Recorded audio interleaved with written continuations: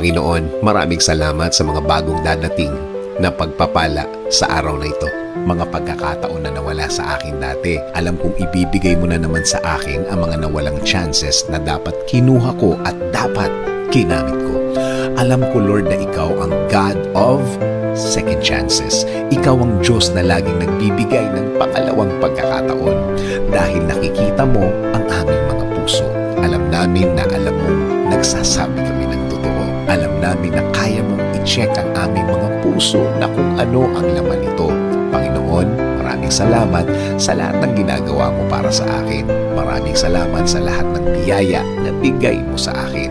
Maraming salamat dahil alam kong tutulungan mo na naman ako. Alam kong hindi ako mabibigo sa aking mga prayers today, Lord. Alam kong aayusin mo na ang aking buhay ngayon. Alam kong darating na ang mga solusyon sa aking mga problema ngayon. At alam kong kapag sa'yo nanggaling ang solusyon, hindi na ito manganganak pa o madaragdagan pa ng mga problema ulit. In Jesus' name I pray.